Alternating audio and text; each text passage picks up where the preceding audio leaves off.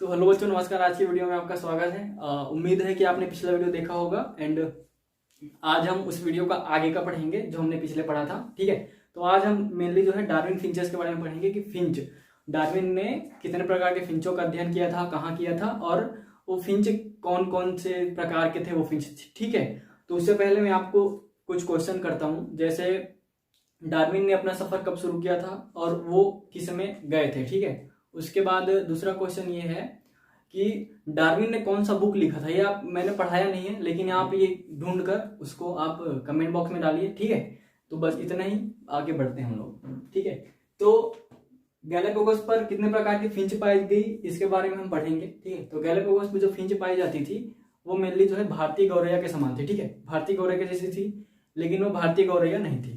ठीक, तो डार्विन ने 15 प्रकार के अलग अलग फिंचों का अध्ययन किया था। ठीक है, एक ही प्रजाति के 15 फिंचों का नहीं, जैसे कि ये लाल कलर है तो 15 लाल कलर हो गया, नहीं, अलग अलग प्रकार के। जैसे ये मार्कर है तो अलग और मार्कर हो गया, मतलब अलग अलग प्रजाति, एक प्रजाति नहीं, अलग अलग प्रजाति। ठीक है, तो उनका अध्ययन किया था। उसमें से कई जो है वो फलों को खाने वाले थे, कुछ फलों के बीज खाने वाले थे, कोई नरम बीज खाते थे, कोई कठोर बीज खाते थे। ठीक है, कोई कीड़ा खाते थे, है ना, तो कोई मतलब जो है कोई फूलों का रस चूसते थे। ठीक है, तो ये अलग अलग प्रकार के बारे में पढ़ेंगे। ठीक है, तो देखो, यह भारतीय गौरैया प्रजाति के समान थी, परंतु वो नहीं थी, भारतीय गौरैया नहीं थी। ठीक है, भारतीय गौरैया नहीं थी, फिंच अलग थी। ठीक है, डार्विन ने लगभग 15 अलग अलग प्रकार के फिंचों का अध्ययन किया था। ठीक है, अलग अलग प्रजाति के अलग अलग प्रकार के फिंचों का अध्ययन किया था। ठीक है, सभी फिंच देखने में समान लगते थे। ठीक है, परंतु समान नहीं थे। देखने में तो समान थे, परंतु उनका जो डिफरेंस था कहाँ पे था? एक तो चोंच पे था, चोंच के रंग पे था, उसका साइज पे था, पंखों के रंग पे था। हो गया। चोंच का आकार क्यों बदला? क्योंकि कोई फल खा रहा है तो कोई फल का बीज खा रहा है, कोई कठोर आवरण वाले बीजों को खा रहा है तो कोई नरम। ठीक है, कोई फूलों का रस चूस रहा है।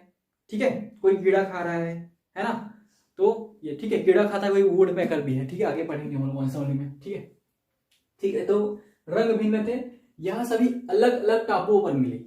अलग अलग टापुओं पर मिलने का क्या मतलब है कि गैलापागोस के अलावा और अलग टापू नहीं। गैलापागोस क्या था? बहुत सारी छोटी छोटी टापुओं से मिलकर बना था। बहुत छोटी छोटी टापुओं से मिलकर एक बड़ा टापू बना था, उसको गैलापागोस कहा गया। तो वो जो छोटी छोटी उसमें टापुएं थी, वहां पे अलग अलग जगह पे अलग अलग खाना मिलता होगा। ठीक है, कहीं पे कीड़ा ज्यादा है, कहीं पे फल है, कहीं पे फूले हैं, तो कहीं पे और कुछ है। ठीक है, तो इसके हिसाब से उन्होंने अपने आप को क्या किया? विकसित करा। ठीक है, मतलब उनका जो चोंच था वो कार्य के अनुसार अपने आप को बदलता गया, बदलता गया, बदलता गया, इससे विकास हो गया। ठीक है, अपने आप को विकसित कर लिया उन्होंने। ठीक है, तो ये इसके बारे में। तो जो टापू था वो बहुत सारे छोटे छोटे टापुओं से मिलकर बना था। ठीक है, छोटे छोटे टापुओं से मिलकर बना था। वहां पे अलग अलग टापू थे। जैसे ये एक टापू है, तो ये मान लो गैलापागोस है, तो ये अलग भाग है इसका, ये छोटा टापू, ये छोटा टापू, ये अलग है, ये अलग। ठीक है, ये अलग अलग टापू हैं। तो कहीं पे यहाँ पे फूलों का रस है ज्यादा, फूल ज्यादा होंगे। यहाँ पे कोई फल है, कठोर आवरण वाले फल ही मिलते हैं वहां पे। ठीक है, कठोर आवरण वाले बीज मिलते हैं। यहाँ पे कीड़ा ज्यादा है, तो मतलब कीड़ा को खा खा करके उन्होंने अपने आप को एक्वायर कर लिया उस वातावरण के हिसाब से। यहाँ पे कुछ और है, तो यहाँ पे कुछ और है, फल है, फूल है, ये सब है। ठीक है, अलग अलग टापू हैं। ठीक है, तो इसके हिसाब से उन्होंने अपने आप को उस वातावरण में ढाल लिया। ठीक, आगे बढ़ते हैं। चलो, भोजन के आवश्यकता के अनुसार फिंचों का चोंच अलग अलग हो गया था। भोजन जैसे अलग अलग है तभी तो बदला ना, ये भी समझा दिया मैं, समझ में आ गया। ठीक है, वहां पे फूलों का रस है, तो फूलों को जो रस चूसते हैं उन पंछियों का जो यहाँ पे भी चोंच देखना, अपने आसपास देखना, नुकीला होता है और थोड़ा लंबा होता है। नुकीला होता है और लंबा होता है। ठीक है, देखा होगा आप लोगों ने। ठीक है, तो उसके हिसाब से। और जो वुड पैकर होते हैं वो कीड़ा वगैरह खाते हैं, देखा होगा उनका चोंच बड़ा होता है, लगभग इतना होता होगा जहां तक मैंने देखा है। वो भी वुड पैकर कई प्रकार के होते हैं। ठीक है, तो उसके हिसाब से वो कीड़ा वगैरह खाते हैं, है ना, तो इसके हिसाब से। कई जो है वो दाने चुगते हैं, है ना, कई मांसाहारी होते हैं, प्योरली मांसाहारी होते हैं जो कीड़े पे डिपेंड रहते हैं। कई जो शाकाहारी होते हैं वो फूल के रस चूस रहा है, कोई फल खा रहा है, कोई फलों के बीज खा रहा है। ठीक है, इसके हिसाब से। तो देखिए, भोजन की आवश्यकता के अनुसार फिंचों का चोंच अलग अलग था। और उसके बाद कुछ बीज खाते थे तो कुछ बीज खाने वाले थे, कुछ फल खाने वाले थे, कुछ फूलों के रस चूसने वाले थे, तो कुछ कीड़े खाने वाले थे, कुछ कठोर आवरण वाले बीज खाने वाले थे, कुछ नरम आवरण वाले बीज खाने वाले थे, कोई फल खा रहा था। ठीक है, तो ये भिन्नताएं थी उनमें, डिफरेंस थी। समझ में आया? बोथ आर, ठीक है, समझ में आ गया ना? ठीक, तो देखो मैंने बनाया यहाँ पे टापू 1, टापू 2, टापू 3, टापू 4। ठीक है, तो ये पहला टापू जहाँ पे कीड़े ज्यादा है। ठीक है, कीड़े ज्यादा है। ठीक है, पहला टापू जिसमें कीड़ों की संख्या ज्यादा होगी। ऐसा नहीं कि कीड़े ही ज्यादा है, वहां पे फल भी है, फूल भी है। ठीक है, फल है, फूल है, हर प्रकार की चीजें, लेकिन कीड़ों की संख्या कुछ ज्यादा ही होगी। कीड़ों की संख्या ज्यादा होगी क्यों? तब उन्होंने अपने आप को इसके हिसाब से अपने आप को एक्वायर कर लिया होगा उस वातावरण में। ठीक है, तो कीड़े खाने वाले होंगे, तो यहाँ पे कीड़े खाने वाले फिंच। ठीक है, ये क्या हो गए? कीड़े खाने वाले, कीड़े खाने वाले। ठीक है, कीड़े खाने वाले फिंच। यहाँ पे क्या है? कैक्टस, बुक में दे रखा है कैक्टस का फूल। तो यहाँ पे फूल का रस चूसने वाला व फल खाने वाला। ठीक है, तो देखो यहाँ पे ये फूल का रस चूसने वाला व फल खाने वाला। ठीक है, ये वाला फिंच हो गया। टापू नंबर 3, कलियां खाती। कलियां जो देखो तुमने, जैसे कोई नया पौधा उगता है, तो नया पौधा उगता है तो ऊपर से जो निकलता है जैसे नया। ठीक है, जब कोई पेड़ है तो उसका ऊपर से जो कली निकलती है ना, नहीं, तो उसको खाते हैं। कहीं देखा होगा आप लोगों ने खेतों वगैरह में, खा जाते हैं सब। ठीक है, तो वो हो गया। अब क्या है? ये कलियां खाने वाला।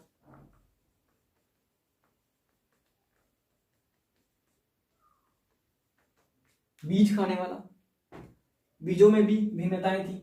बीजों में कौन नरम आवरण वाले व कठोर आवरण वाले।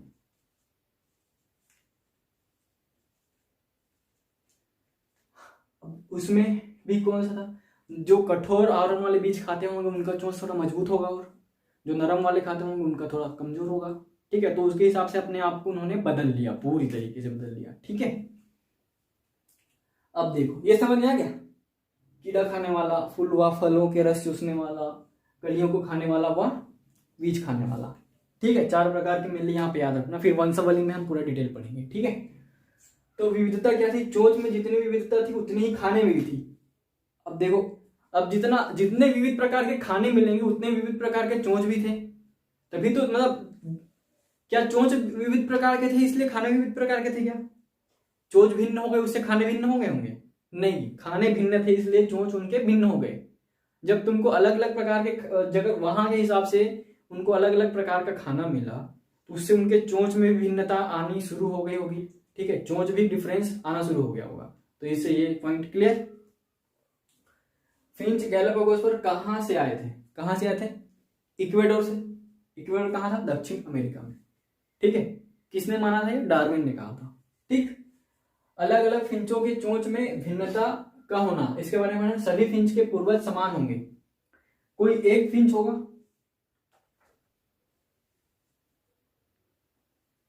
एक फिंच होगा ये।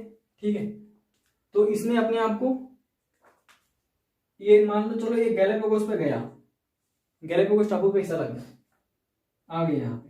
अब यहाँ पे ये टापू अलग अलग प्रकार से बना था, अलग अलग टापुओं से मिलकर बना था, बहुत सारे टापुओं से। तो ये अब ये जाके वहां पे इसने प्रजनन करा होगा, बच्चे दिए होंगे, तो संख्या इनकी बड़ी होगी थोड़ी। तो बढ़ा होगा तो ये लोग एक जगह पे तो रहे नहीं होंगे, खाने की तलाश में यहाँ वहां भटकते रहेंगे। तो जब ये इधर उधर जाने लगे तो सबने अलग अलग जगह पे जाकर बच्चे दिए होंगे ना, तो वहां के हिसाब से अपने आप को ढाल लिए। ठीक है, ये कीड़ा खाने वाला बन गया, ये फल खाने वाला हो गया, फूलों के रस चूसने वाला हो गया, कोई जो है वो कलियों को खाने वाला हो गया, कोई बीज खाने वाला हो गया। तो अलग अलग प्रकार में बट गया। तो ये है। अब जो कीड़े खाने वाले थे उसमें से एक वुड पैकर बन गया, एक नॉर्मल रह गया। ठीक है, अब इससे क्या पता चला कि विविधता यहीं से आई थी। एक जो गया था वो अपने आप को विभिन्न प्रकार में बदल लिया, मतलब प्रजनन करके। ऐसा नहीं हुआ कि एक साथ बदल गया, ये गया और इसका चोंच बदल गया, नहीं, वहां के वातावरण के हिसाब से अपने आप इसके जो बच्चे थे उन्होंने अपने आप को इवॉल्व किया, अपने आप को उस वातावरण में ढाल लिया। ठीक है, क्लियर यहां तक? ठीक। अब देखो, सभी फिंचों के पूर्वज समान होंगे, चोंच के कार्य के अनुसार इनमें परिवर्तन आए तथा इसके सजातीय लक्षण कहा गया। ठीक है, तो एक ही पूर्वज है इनका। उत्पत्ति क्या थी इनकी? सबकी समान थी। जब यहां से कोई जीव इधर गया, कोई इधर गया, कोई इधर गया, कोई इधर गया, कोई इधर गया, लेकिन केंद्र बिंदु सेम है, पूर्वज एक है। अगर एक ही पूर्वज से अगर बहुत सारे हुए, लेकिन क्या हुआ देखना, ये एक पूर्वज है कोई, ठीक है।